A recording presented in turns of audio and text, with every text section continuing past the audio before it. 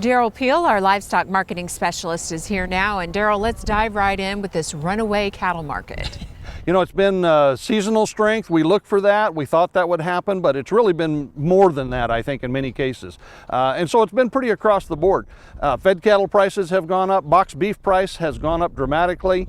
And actually, we think it's really being driven by retail demand. There's a time lag on data, but the February retail prices were actually up from January's level. So even though longer term we know there's going to be pressure, we really think this is a demand driven thing. It's seasonal, and it's probably going to see a seasonal peak here pretty quick, but at the same time it's really got some underlying demand that's very good going forward.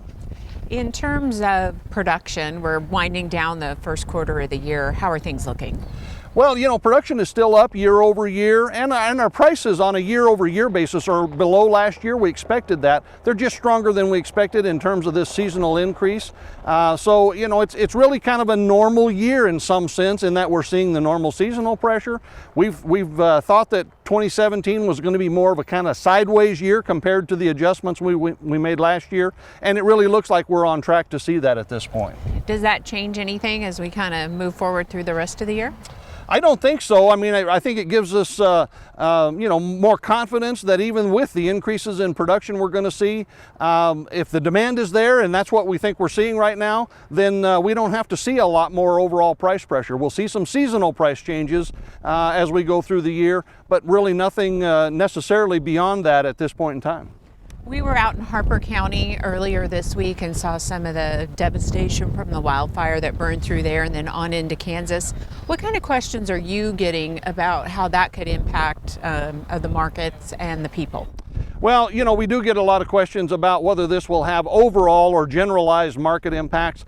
And the fact of the matter is as devastating as this is, as horrible as it is for the operations and the families involved, this is not going to really affect markets in an overall sense in terms of cattle markets. We're talking about a few thousand head of cattle.